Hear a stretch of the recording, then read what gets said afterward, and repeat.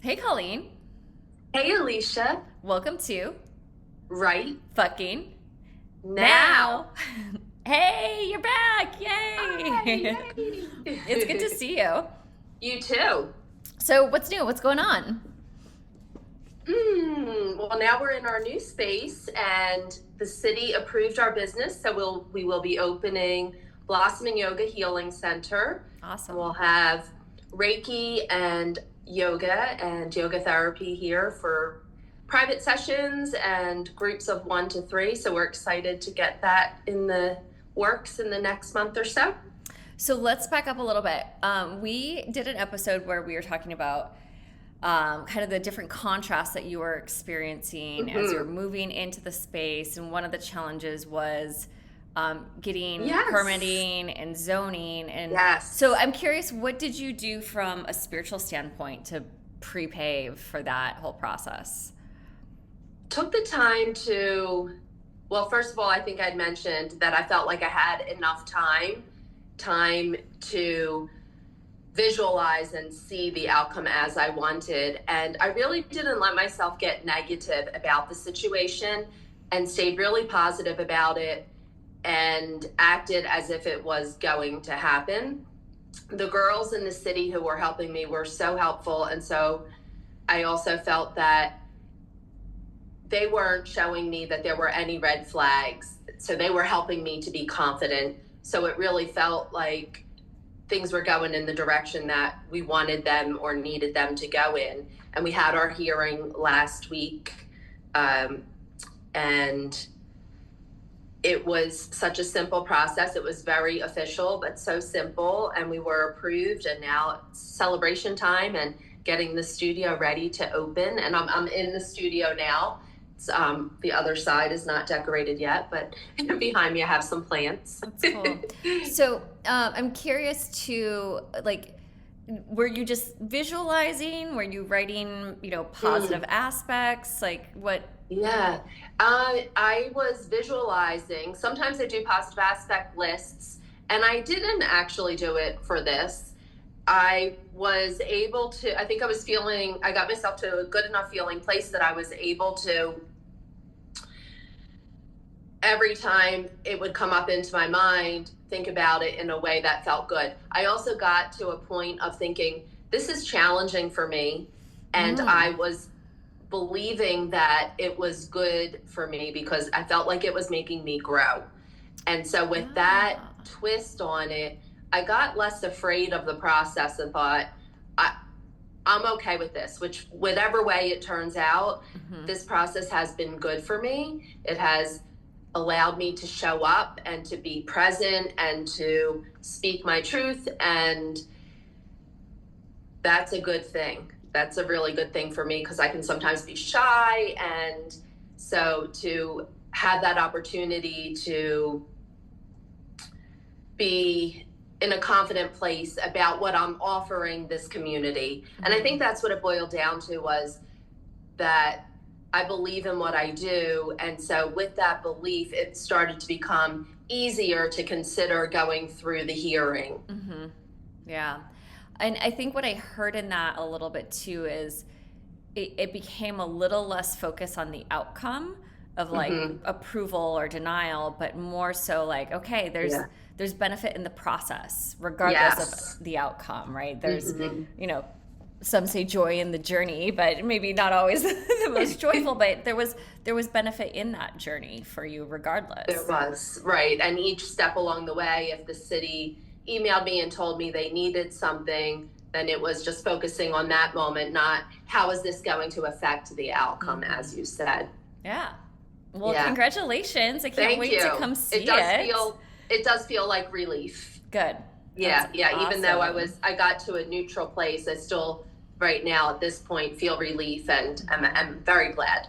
That's awesome. Cool. Okay, Yes. so tell me what are we thinking about today? What are you Today playing with I thought today? we would talk about discipline. You and I were having a conversation, and I mentioned the word discipline, and you kind of cringed. Ew, I hate that word.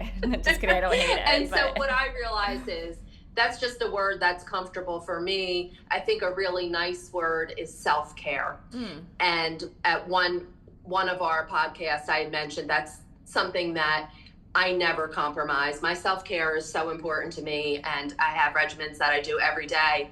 And so I thought maybe we could talk about self-care and what is that for you? So for the general public, like, are you comfortable with the word discipline, and what makes more sense to you personally? Sometimes people call it practices or a commitment, and I think that it doesn't really matter what we call it. It's what does it mean to us individually, and where do we stand with it? Mm-hmm. Yeah. So, Well, yeah. you said another word in there too that I felt a little, pricklies about, which is the word regimen too. So between discipline and regimen, but I do like the idea of practices, right? Practice means it's not perfect yet, Mm-hmm. right? It's practice. It's ongoing. Yes. And of course, yeah, I love the idea of self-care. But yeah, so it's interesting. Tell me a little bit about what you do in terms of your daily regimen, or as you see discipline. Yes. So, well, I'd actually like to back up if that's okay. Absolutely, yeah. So, what I would like, so as a yoga teacher, and I've been practicing yoga for 25 years and teaching for over 20 of those years. I always wanted my own yoga practice, right? So when you're studying yoga, it's usually talked about as you go to yoga classes, but the real practice is on your own mat at home, so that you're doing what you need to create balance. When we show up to other people's classes, you're doing what the teacher wants you to do, which may not necessarily be what you need to do to stay in balance or to get in balance. So I wanted a yoga practice, my own yoga practice. But for years in the very beginning, I got in my way because I thought that my practice needed to look a certain way. I thought that it had to be really active and doing fancy poses and inversions, and I love all that stuff. However, it wasn't feeling genuine for me. So it took me many years, like over 10 years, until I decided that I came around to a gentle practice for my morning practice, and then it stuck. And that's what I do. I have a morning routine, and I do my yoga practice, and I don't time it, so I actually don't know how long it takes, but I'm going to get like somewhere around 40 minutes. And then my husband and I meditate together every morning, and that's we do a 20-minute timer. And so they are the two things that are non-negotiable. Like, even if we're getting up to hike in the morning at 4 a.m., we will do our practices before we go hiking. And I will do a shorter version of my yoga asana when we're in that situation. And then I have things that I've added in over the years. I do 5 Tibetans. That's a practice of yoga postures or exercises, however you want to look at it. And they are something that I also do daily now. And then I also do breast massage at night. And then I have some yoni practices that I do throughout the week. And they're not necessarily daily, but I do them regularly. It's different ones regularly. And so coming around to being regular with my own practice has, at that point, had been really relieving. And now I'm at a point where it's been so many years, I don't even know how many years I've been doing it. Mm-hmm. As a yoga teacher, I will see students and they'll come to me and they'll want a personal yoga practice, or they'll come to me for yoga therapy, and they're given a practice to do at home. And when somebody comes to me and says, I want a 60-minute yoga practice, it's almost immediate that I know that this is a person who's not going to stick with it. They're going to show up to the studio a few times, drop out, and then not do their practice.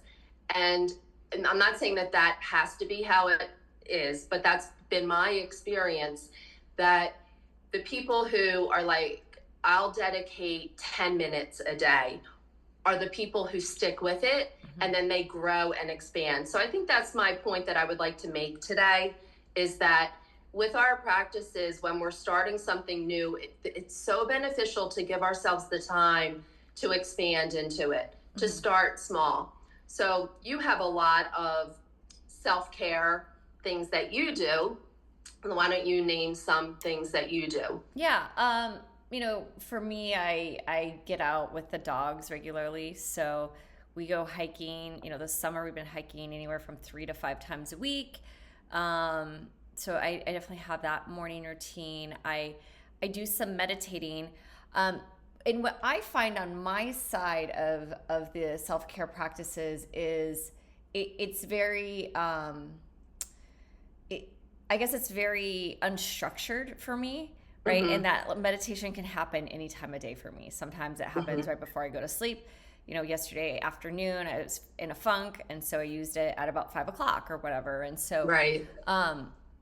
So for me, the idea of practices has a lot of flexibility to it. Even when I think about like playing drums, right? And some days I practice just 5 minutes. I go and run one song.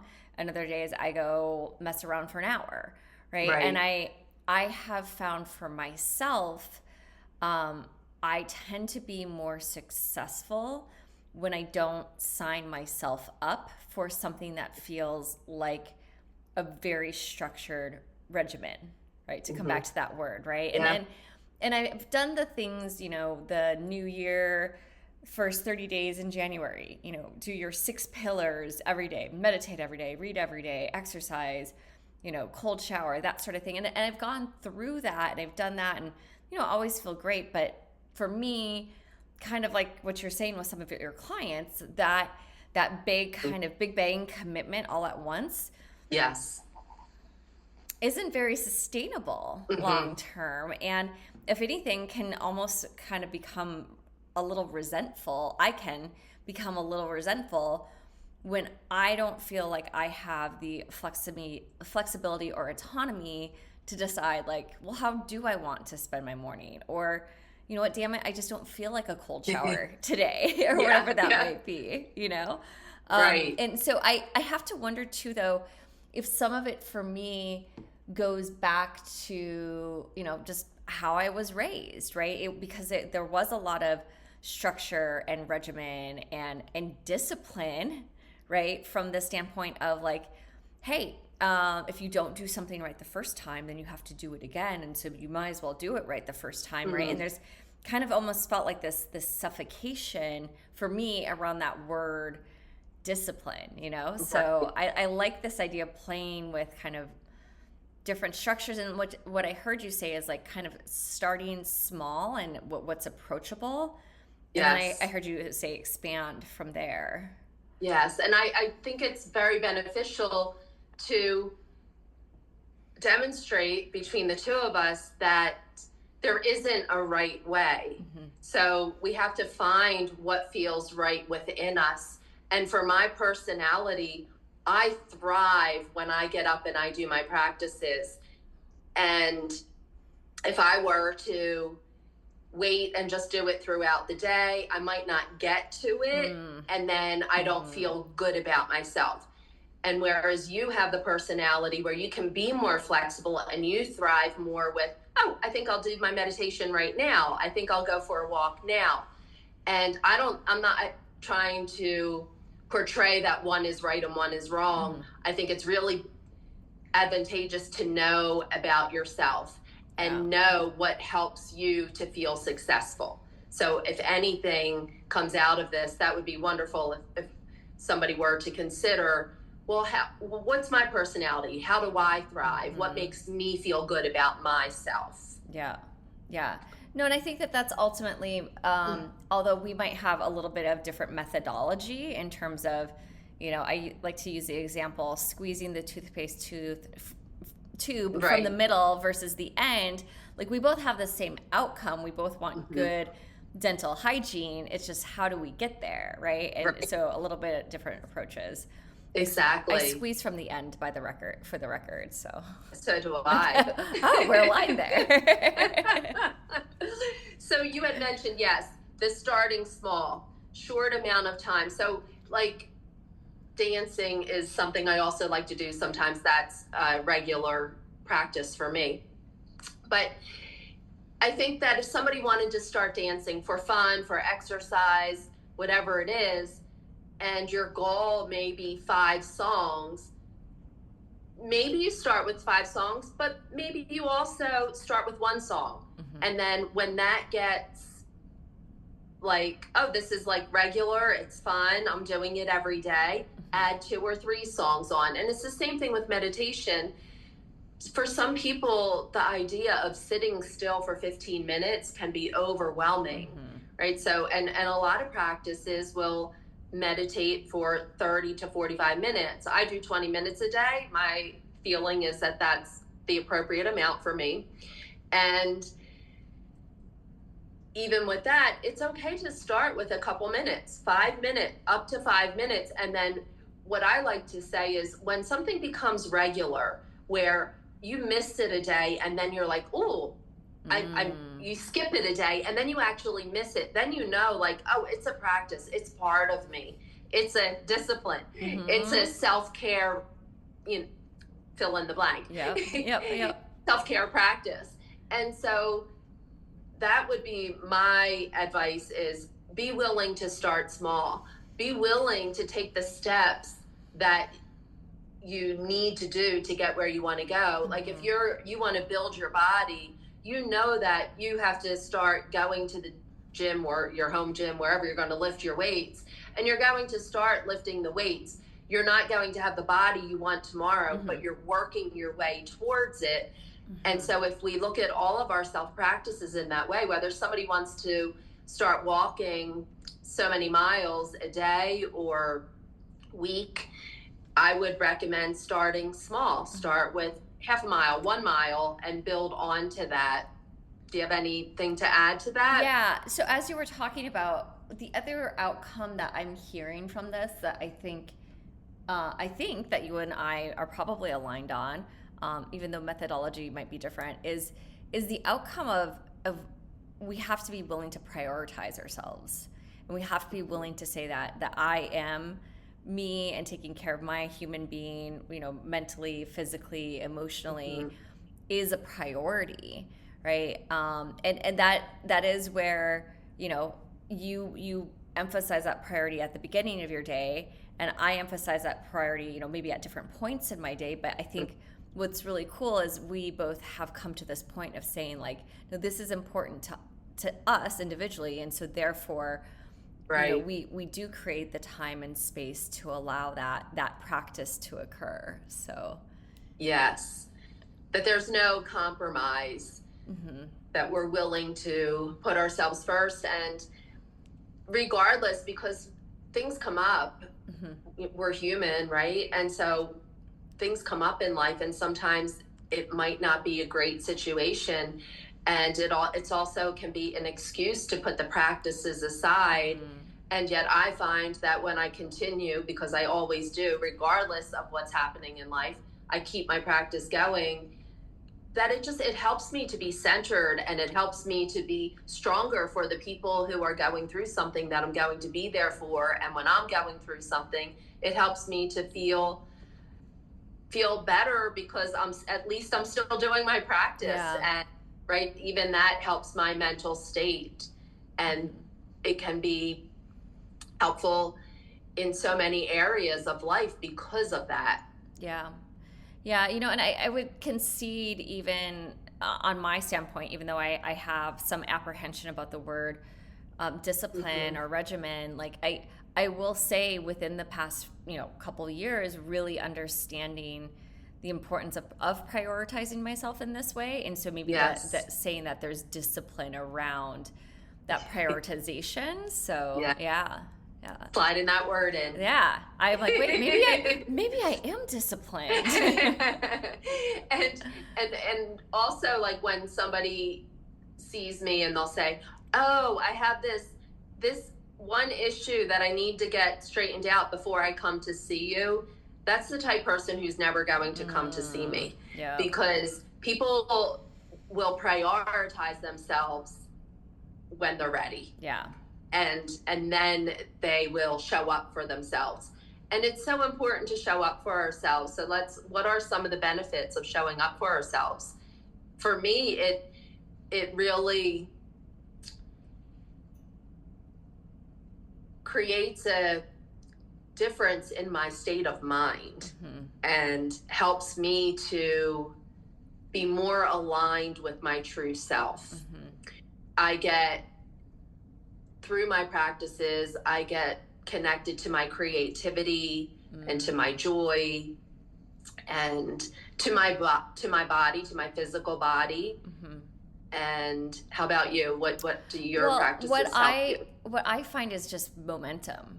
It creates momentum in a positive direction. Yeah. Right. And those days where I didn't figure out how to prioritize myself or my time appropriately, then I can feel the pull of a different momentum, of a momentum I don't necessarily want.